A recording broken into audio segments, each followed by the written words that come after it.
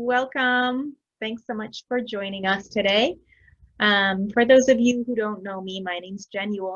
I'm the director of the Women's Foundation of Montana, a part of the Montana Community Foundation.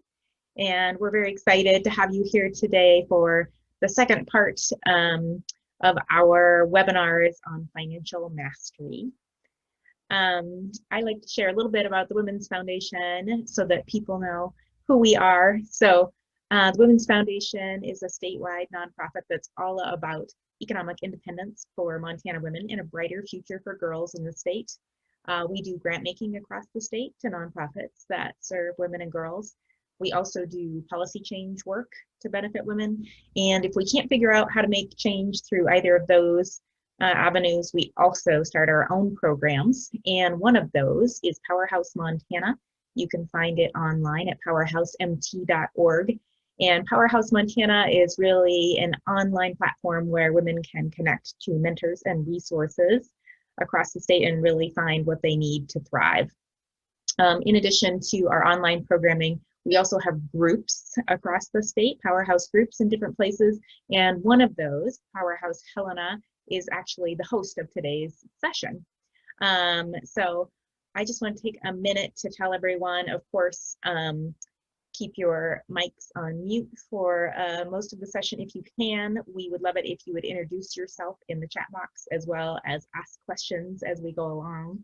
And take this time to introduce Kim Shappee, who is going to be sharing her wisdom with us today. Kim is a financial advisor in Missoula, a former committee chair for the Women's Foundation of Montana, a former Dream Team member, and at one point when I was doing research about financial education in Montana, Kim's class was the one that I went to in the state that I felt like was really the best and the most educational, and I could not be more pleased to have her here today to share all of her wisdom with you. And also, I wanted to introduce Davey Madison from our PowerHouse Helena group. Davey is going to be facilitating the conversation and taking your questions and presenting them to Kim as we go along. So Davey.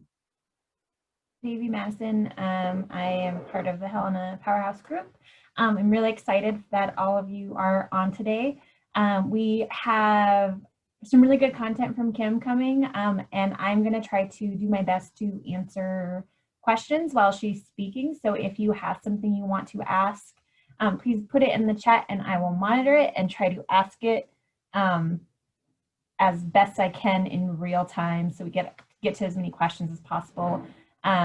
We only have an hour today, so we'll probably try to cover as much as we can, and if there's interest, we're going to try to keep this series going and doing more like this. So if you're interested in that, you can reach out to Jen or to me or to Julia or to Erica or to anybody that would make sense to do that. So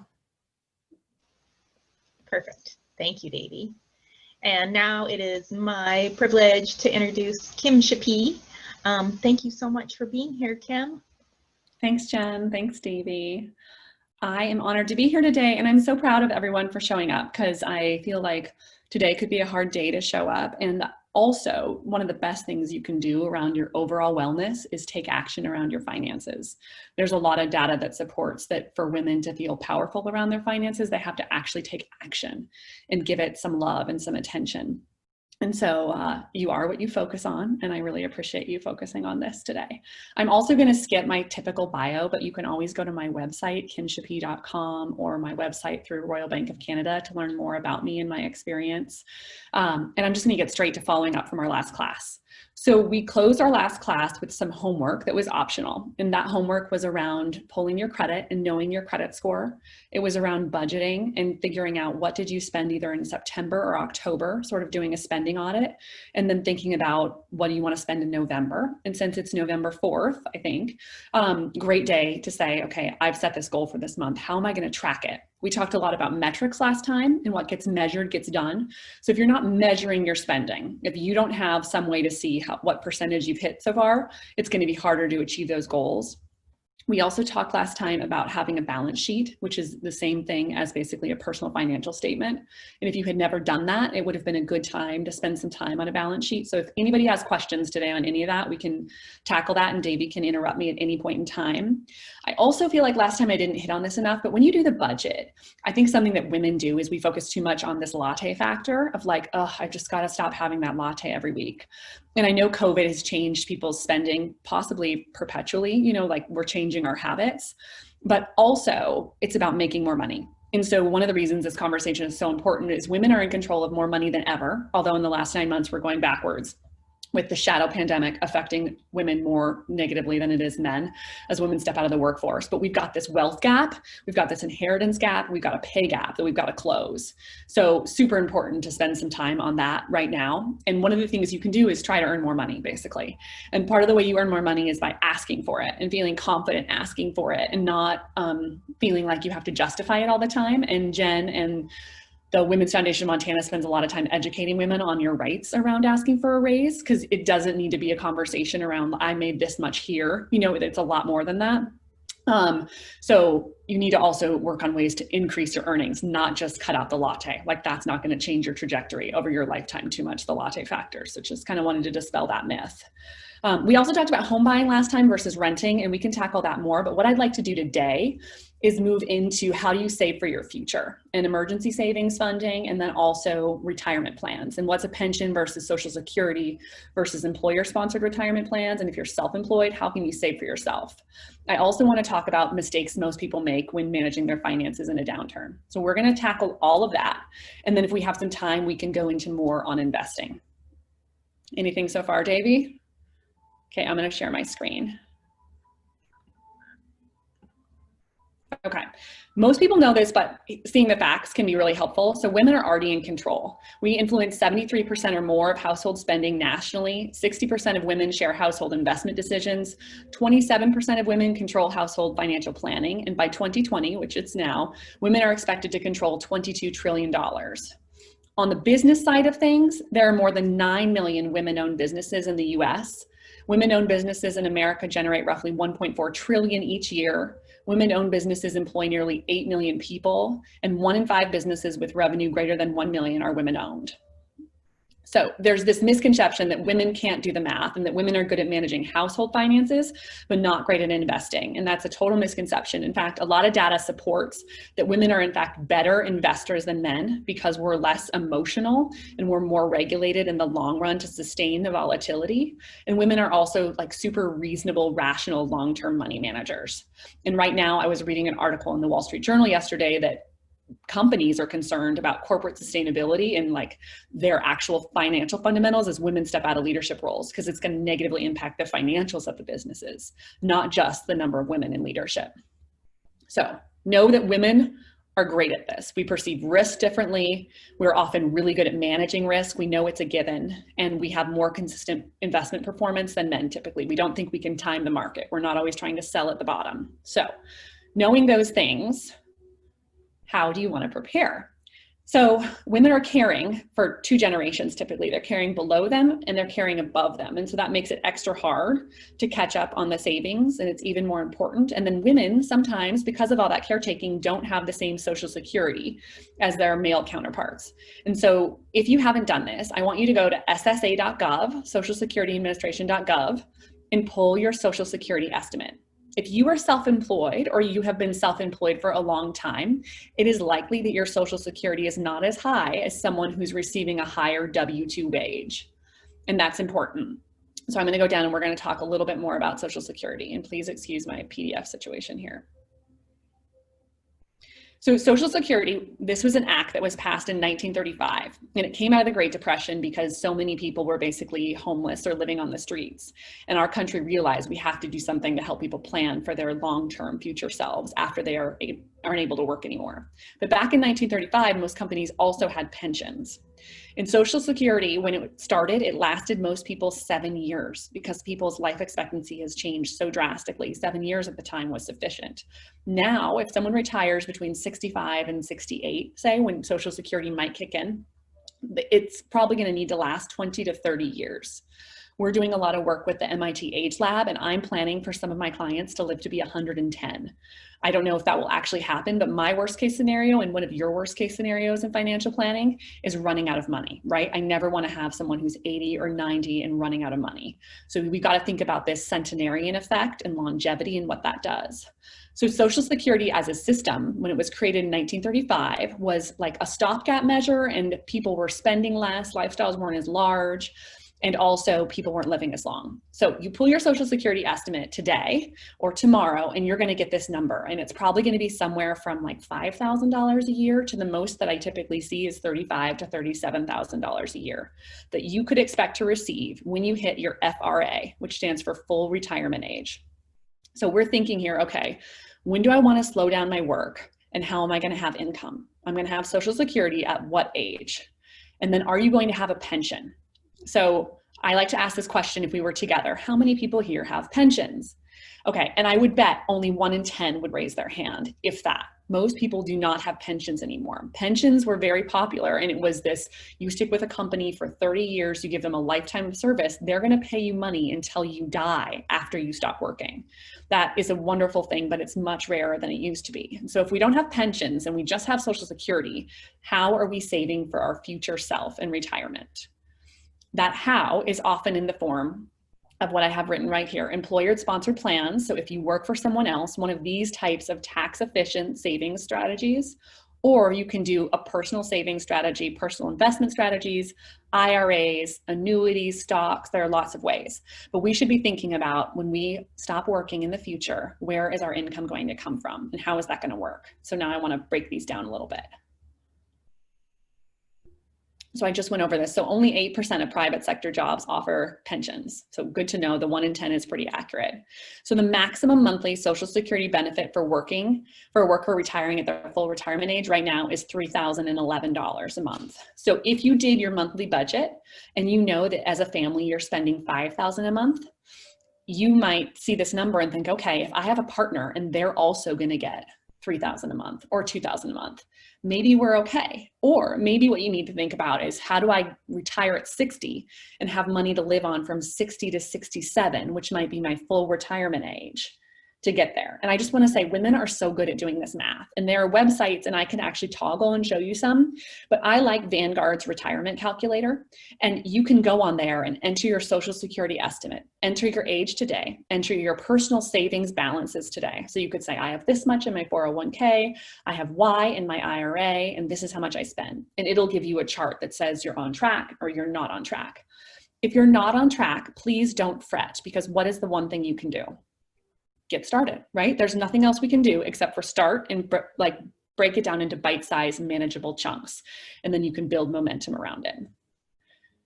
So we just talked about how much will I need, how much will I have, and how big is the gap that needs to be filled. It is truly as simple as that.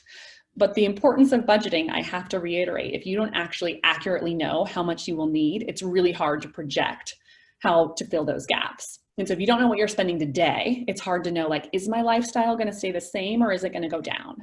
And there are a lot of rules of thumb that we could talk about in future sessions. But in general, everyone lives so differently, you sort of need to do this custom for yourself. Essentially, you're doing your own financial plan. So this is also important to touch on. So the reason you have a 401k or an IRA or an investment account is because of inflation. And most people here are probably very familiar with the term inflation, but right now it's the idea that a savings account in America is going to pay you like 0.01%. So less than 1% a year to keep your money, and then they're going to lend it to other people. That's how a savings institution typically makes their money and works and is able to pay you a rate of return.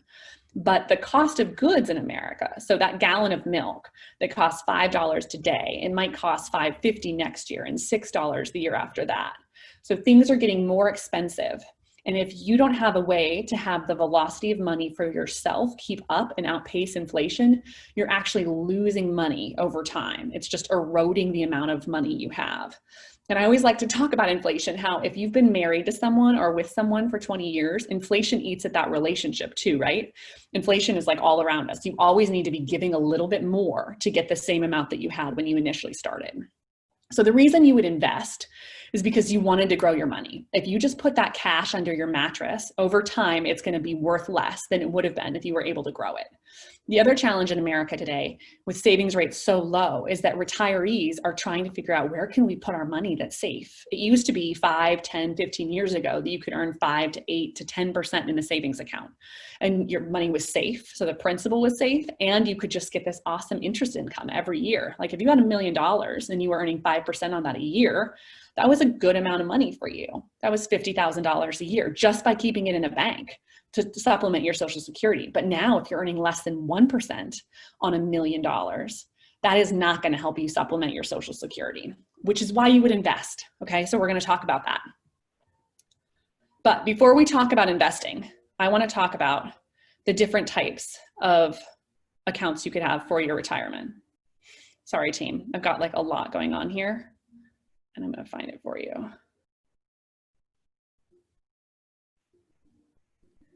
So we're just going to leave it here. So if you had a 401k or if you had a 403b, what you need to know is these are accounts that are set up by your employer for you, and that there's a certain amount you can put away per year and have tax benefits of doing so. So you're either deferring the taxes to the future or you're actually sheltering them from taxes at all. So that means it's more powerful in the long run than if you weren't doing that. For example, you're going to get, depending on what your tax rate is, more growth for your money. So if you had the choice between putting money in just a regular investment account and buying some stocks, or putting it in a 401k or an IRA, you should always choose the tax efficient option first. Okay, that is like almost always going to be the best way to go, because you're going to get your money to work harder for you. So say you put money in a 401k or a 403b. When you put it in there, I like to think of it as a suitcase, and then you have to decide what to put inside that suitcase. And usually you have a suite of investment options. So you might have an option like a mutual fund. Sometimes you might have some ETFs. Sometimes you might have annuities. But it's super important that once you set up your account, you know what it's going to be invested in. And that's what I think we should spend more time on in the future if we do that again. So a 401k, you can typically put $19,000 a year away in. That's a lot of money. So if your goal today is that, oh my gosh, I'm putting zero away, and that might be your next goal, is like, how could I max out my most tax efficient savings options? So in the future, I have Social Security, but I also have a 401k. There's also simple IRAs, SEP IRAs, and just IRAs. IRAs stand for individual retirement accounts, okay? And an individual retirement account can be a Roth or it can be a traditional. And I'm just going to stop sharing for a second and we can just talk about this. Can everybody see me? Okay, so individual retirement account. A traditional individual retirement account means you put money away and you get a tax deduction in the year you do so. And then it grows tax-free. And then when that money comes out, you're going to have to pay taxes on some of that money. I know this is kind of confusing. The importance of that is that when it comes out, it's grown for 10, 15, 20, or 30 years without you having to pay taxes. A Roth IRA is different. And usually if you have the choice between the two, most people at least want to have some money in a Roth, because the Roth goes in after taxes.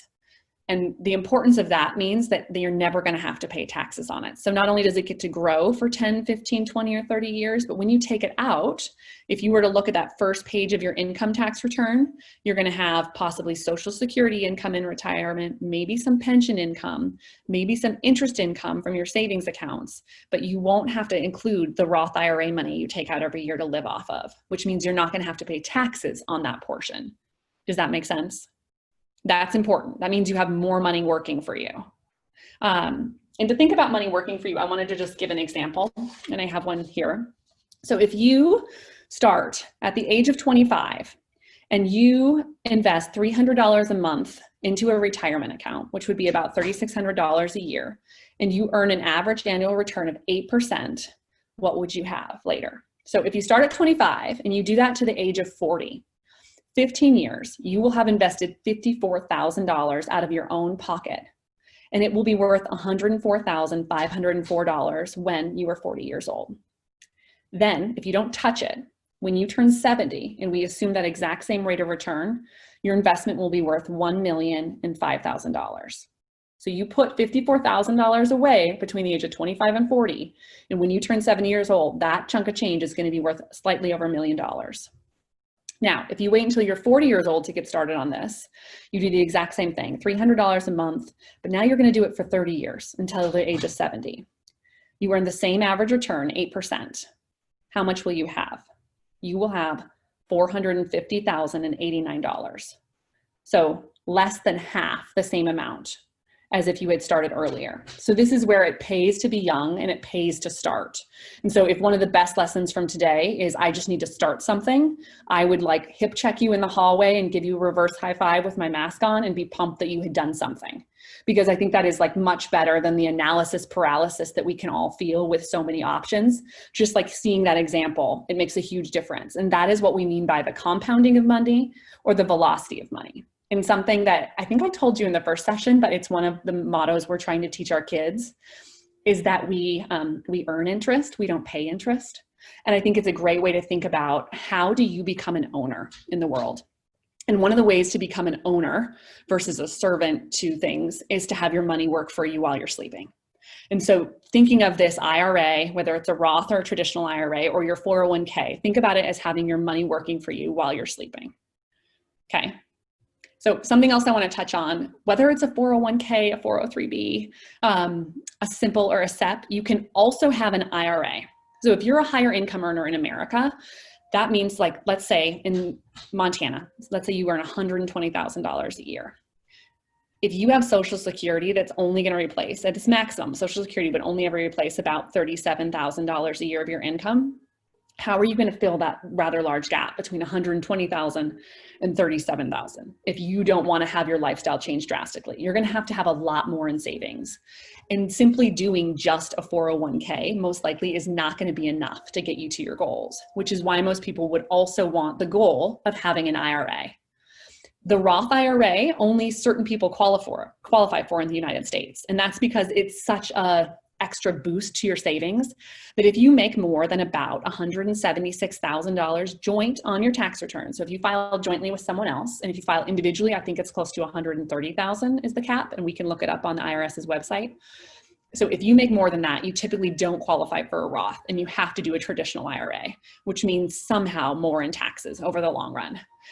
But that's still great because you're still saving and you're still doing it more tax efficiently than if you weren't, okay? So one of your takeaway goals from here should be, okay, if I don't have an employer-sponsored retirement plan, I definitely need to have an IRA. And if I work for someone else, I should ask them. This is part of asking for it. This is going back to advocating for ourselves. Is there a reason we don't have an employee-sponsored retirement plan? Could I help put a proposal together? I know some people. I could reach out. I could see if someone could help us put a proposal together and see how much it would cost you so that I have more options to save tax efficiently for my future. If you are self-employed, you should think about doing a simple IRA, a SEP IRA, or if you're like Kim, Jen, Davey, I really want to save that $19,000 a year, plus I could even save more than that and do this profit sharing thing, then I think we should put a 401k together for you. If you're a nonprofit, that's where a 403b comes together, sometimes a 401a. Don't worry too much about the semantics. Reach out to someone like me or someone in the industry, or a CPA. They can tell you the exact type of plan you should have. But it's more knowing that if I run my own company in any way, I should be able to save for my future retirement. So if you're self-employed, you're the only person on that committee, or I'm sorry, in that company, you can start a 401k for yourself. And you could even do profit sharing. And your CPA might say, oh my gosh, we could actually lower your tax burden because we're saving so much for your future self. So just something that I think we should think about. Okay. Davey, do you have any questions? No, I have a question. So when we're talking about doing an IRA, so I started a new job and I'm not eligible for a 403b for a year. So I did a Roth IRA, but if I wanted to do a regular IRA, how do you do that before tax? Yeah, so this is a really good question. You can't, basically. If you're working at somewhere else and you're not technically like your own LLC or your own S Corp, you only get to do a traditional or a Roth in that year. You can't do both. Or if you do both, you can only put $6,000 away combined right now if you're under the age of 50, or $7,000 if you're over the age of 50. So you'd have to split it up between the two. So you can't, essentially. We do have another question though. So how are you advising clients with the thought that Social Security system may not be available in the future? I personally don't believe that Social Security won't be available in the future. And I think that because of the voter demographics in the United States, it would be like a fatal mistake to anyone running to get rid of Social Security. Like, I just don't see that. That being said, I would say 35% of my clients, the same people that were planning to live to 110, want to make sure they plan that they don't think it's going to be there. So if you wanted to be more conservative, you essentially have to save more. You're going it alone, kind of, without any government support. And if you think you're not going to get it, but then you get it, what a gift. But if not, you will have saved more. Does that make sense? Yeah. Okay. So a couple more questions.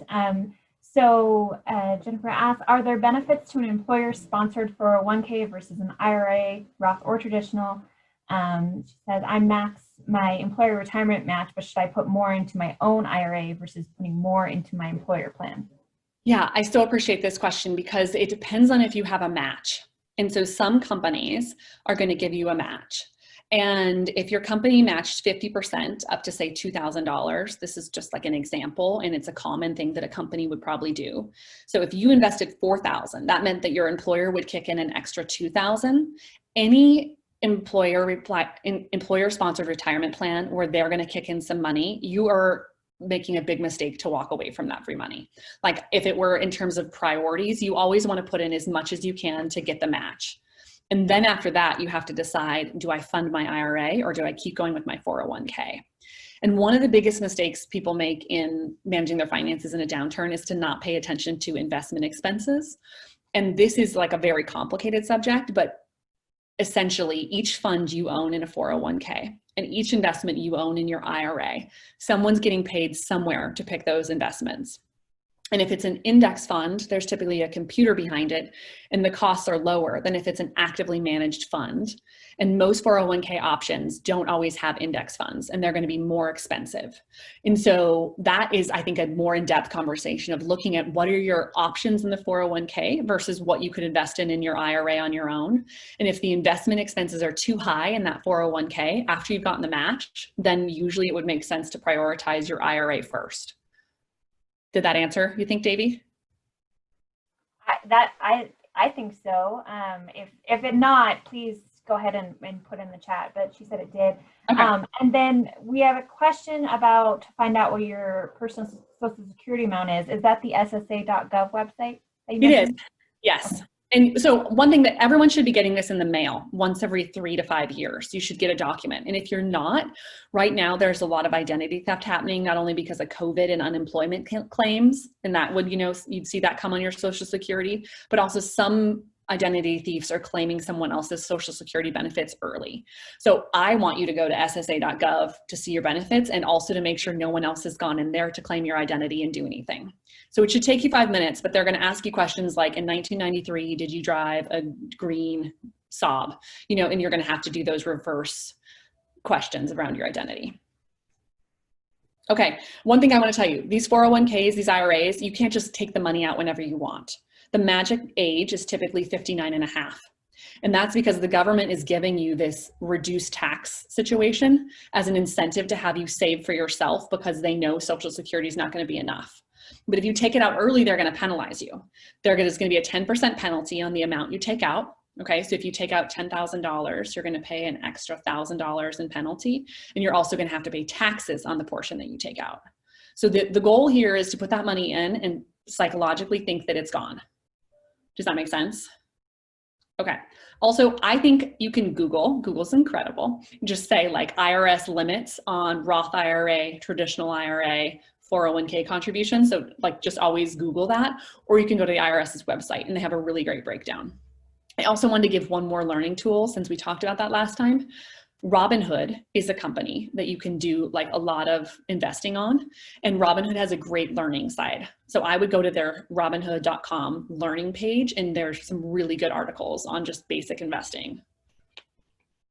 Okay, so we talked about the 401k, we've talked about the IRAs. I just want to give one example around a Roth versus a traditional because I think it's really powerful. And then Davey, I want to be aware of our time. Is that okay?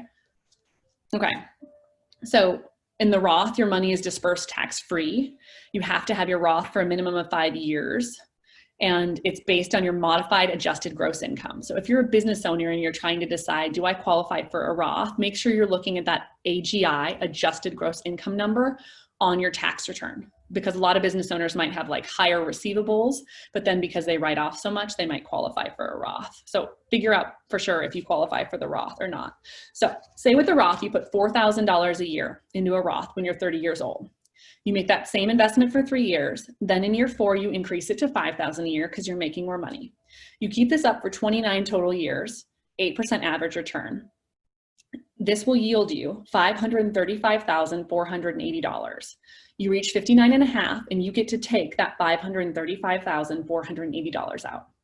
Now, let's look at a traditional 401k or a traditional IRA. Same deposits, same withdrawal amount, etc. But when it gets time to take that money out, say you want to take the full chunk out to do something in your life with, it's going to put you in a higher tax bracket, probably the 30% tax bracket. So instead of having $535,000, you're going to have to pay $160,000 in taxes, and you get to walk away with $375,000. So that is the power of a Roth IRA. So if you can do it, I always advise people, let's make sure we have some of your money in a Roth IRA for your future. So one thing people ask me is, where do I put my Roth IRA?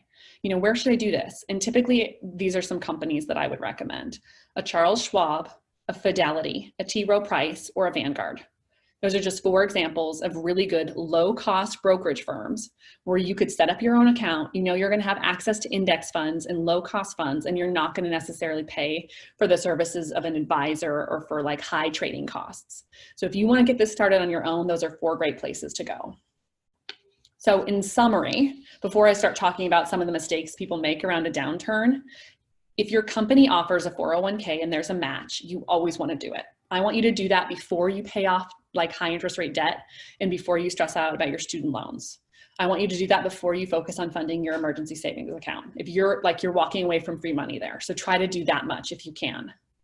After you invest enough in your 401k plan, then maybe stop contributing. You just contact HR, and then I want you to figure out that you're doing your emergency savings plan, that you're saving for your other goals, and maybe do an IRA. If you can max out your 401k and do a Roth and save for your emergency savings account, awesome. You know, it's like truly, where are you at today? And then you need to think about, after running your Social Security calculations and doing a 401k, am I saving enough for my future based on what I'm spending now? And if I'm not, can I open another account that I'm working to grow in the long run? And how much should my goal savings rate be per year? So if we were to do a next session, I think what we would want to talk about is what you're putting in your 401k, what you're putting in your IRA, and the difference between a mutual fund, a stock, a bond, and an annuity. And then also what an index fund is and a passively managed investment versus an actively managed investment. Okay, someone has a weak connection. Can other people hear me? Are we okay? You're okay, Kim. Okay. Keep going. Okay. So we will have a recording of this later, just so she knows. We will have a recording of this later. Thanks, Davey. I want to talk a little bit about mistakes people make when managing their money in a downturn. People get scared and they get a little paralyzed and they have a tendency to overcorrect. And so sometimes instead of sticking with a plan, we throw the plan out the window and we think we can make all these decisions really quickly. And so just like driving on ice, like a lot of us know about in Montana, you don't want to overcorrect, okay? The other thing I want to talk about that I think is encouraging, and I just put a little list together, so I just want to pull it up, is to remember that like great opportunity often exists in a downturn. And it can be helpful to run through some of the names of businesses that were started during depressions or true economic crises. So Fortune magazine was started 90 days after the market crash of 1929.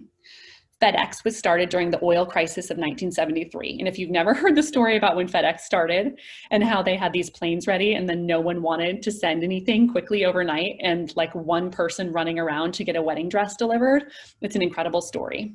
UPS started in the panic of 1907. Walt Disney Company, after 11 months of smooth operation, it was the 12th, was the market crash of 1929 is when Walt Disney started. Hewlett-Packard started in 1935, so the Great Depression. Charles Schwab started during the market crash of 1974.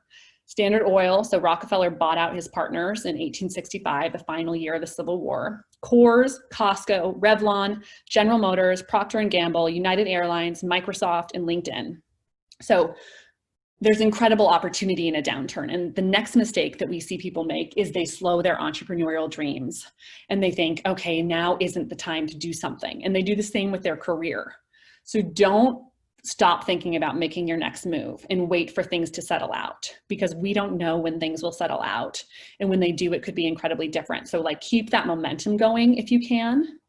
And then we call this a normalcy bias or a recency bias, but people think that everything will be like what happened the most recently. And that's not actually true.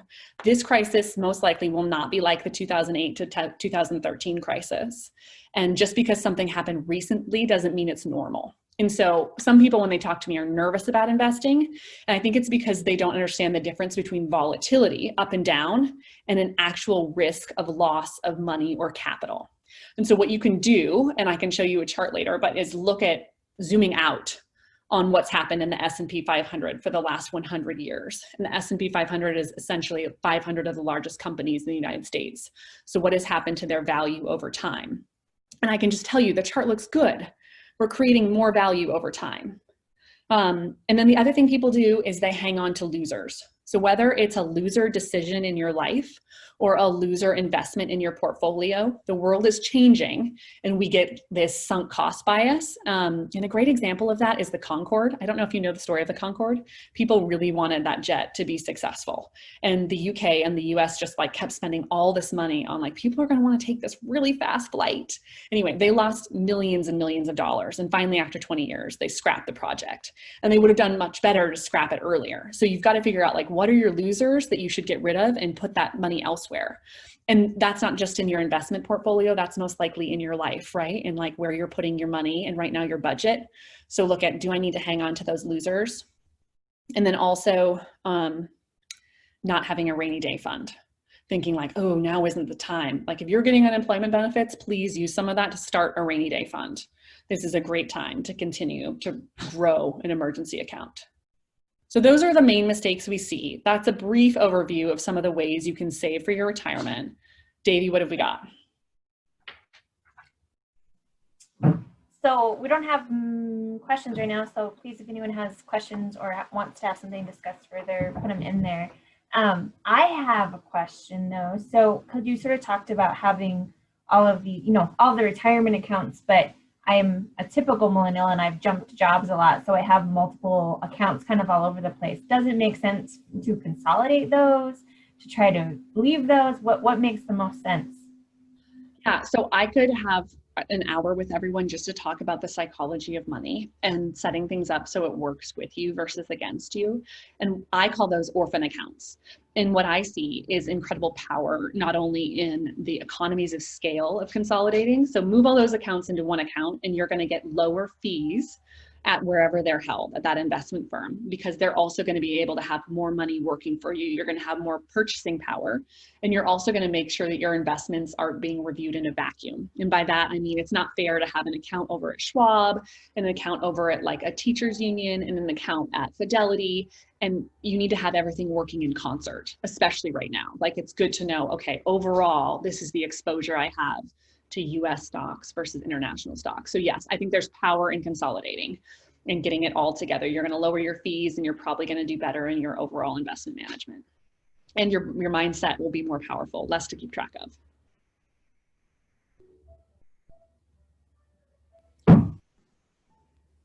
Sorry, I have people working on my house, so it's going to be very loud for a minute. But does anyone else have any other questions? Because if not, I have more that I will ask.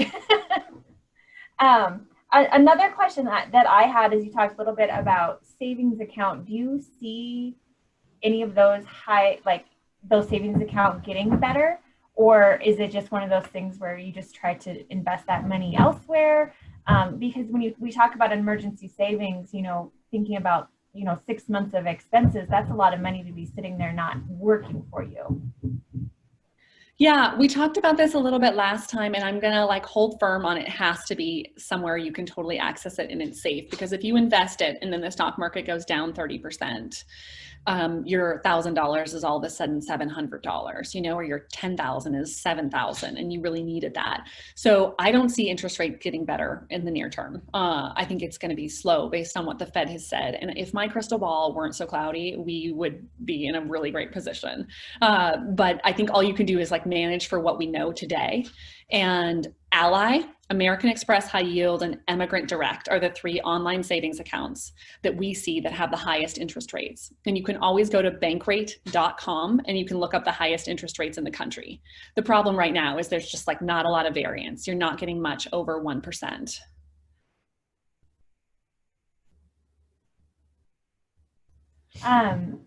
We have a few more questions. So are there ways of finding your orphan retirement accounts? If you lost it or you were only there for a short amount of time, is there ways to find those if you're not quite sure where they are? Yeah, that's tricky. So I would do a life audit of like everywhere you've worked and call the HR departments. And I would like schedule this during the work day and take half a day off from your regular daytime job and say, I'm just gonna bird dog the heck out of this and find these accounts. You can go, there's a website for the government that you can go to, and we would have to Google it, but I would look up like lost US savings bonds, and it will help you find any like government properties. So if you had like Series EE savings bonds, et cetera, but they're not going to have documents from other companies that are holding your assets. So I would do like some personal bird dogging on your own. Also, those companies should be sending you statements every year. So if you're opening your mail, if you're getting things via electronic statements, you should try to see if any of that is going to your spam or your promotions folder. Just as a follow-up to that, is there any sort of laws or anything about rolling those over? Are you going to be taxed on that, or is that just, even if they're a couple years old, is there any sort of rules around rolling those over and consolidating? I mean, in general, I think the framework we should work from is that it's your money and the rules support you having access to and control over it. So most of the rules in the US government and the Consumer Finance Protection Bureau say you should be able to roll it into any IRA anywhere without tax consequences. The key is that that money never goes into your personal savings account or your personal checking account. It always has to be titled the same. And when I say titling, I mean IRA for Davy, and then at old rogue firm, now IRA for Davy at Vanguard. The check has to be made out and sent in the exact same way. But if you call whatever your new firm is that you're working with, they should have a team that will help you do this and make it really easy. I talk about this a lot when I teach a longer workshop, but it's financial organization and financial housekeeping, and being able to find what you need when you need it and feeling really good about your systems is going to make you be more excited to work on your finances. So I would tackle this one because it's rewarding. Thank you. We have a couple more questions. So we have a question that's sort of related to the previous one, someone that just watched it. They asked, they have several credit cards with no balance, but they're using them to keep their debt to available credit ratio good so they can pay stuff down. Is it okay to have them, or should they close them? I think you should close most of them. The rule of thumb is to have one like standard operating credit card.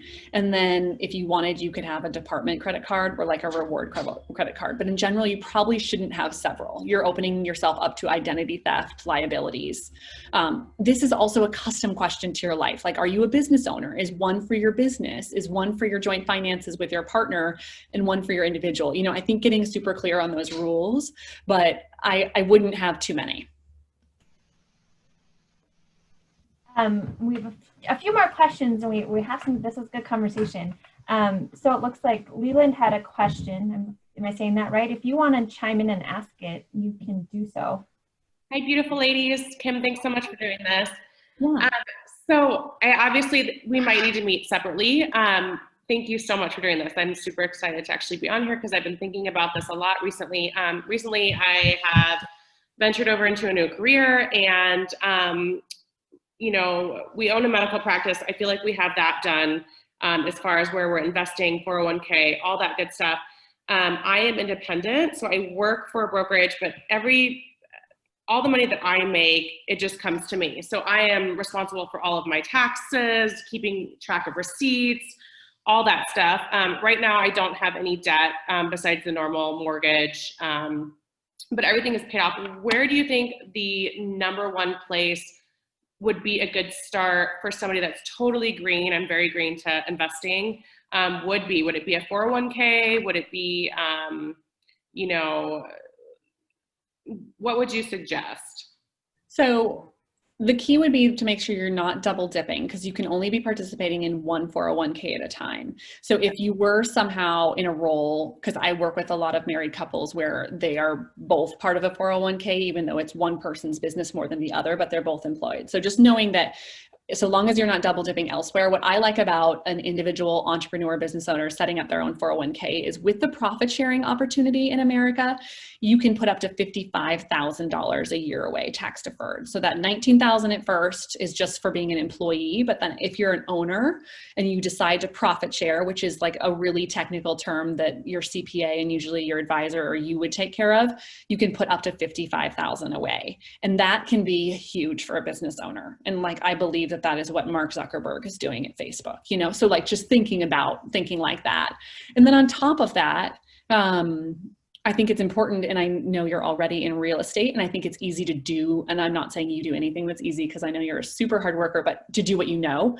But I think in general, having that diversification principle too around, okay, like how do I make sure that if something happens and the shoe drops in one area, I've got other levers I can pull, which is why I like the idea of having a portfolio of publicly traded companies that you don't have to show up and run every day, and they're still going to give you a share of their profit or a share of their growth. Am I answering your question, Leland? You are, but I'm excited to meet with you separately too. Okay, I'm excited for you. Thanks. We have so many questions. Great. So another question is sort of about prioritization of what to fund first. So should you fund your retirement first before an emergency savings, or should you have, you know, what comes first in that savings? So last time we talked a little bit about triage and also your personal financial plan. And that is partially like, do you have family backstop?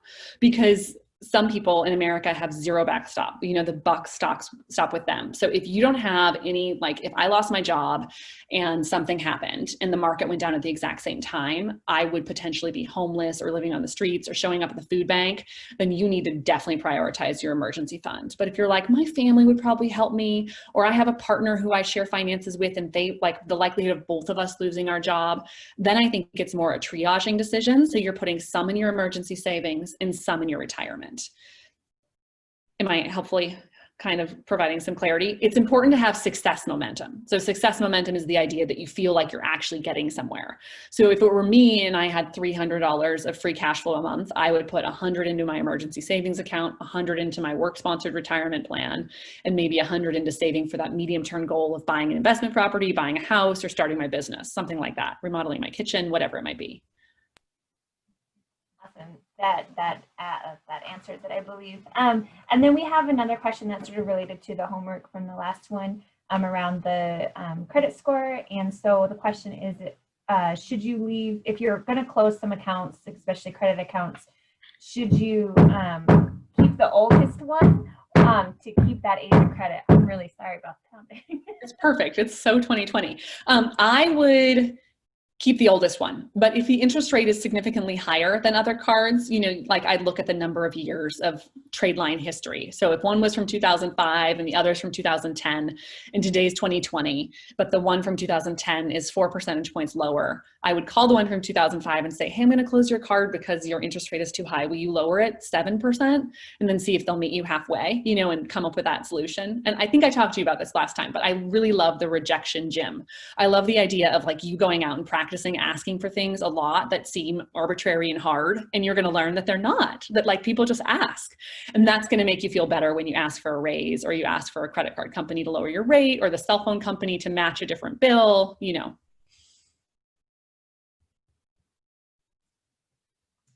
Awesome. I don't think I have any more questions. If anyone else has a question that they would like to pop in or speak up and say, I think feel free right now. I mean, I have more questions for sure, but probably not enough time to answer all of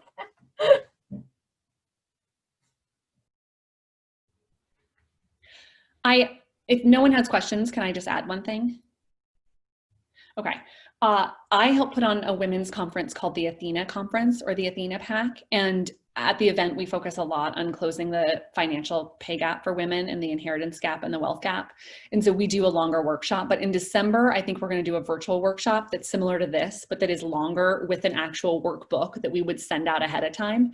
And so if anyone, and I think PowerHouse might offer more resources, but if anyone wants to do that, you can go to our website, theathenapack.com, and you can sign up to get on that mailing list to sign up for the event.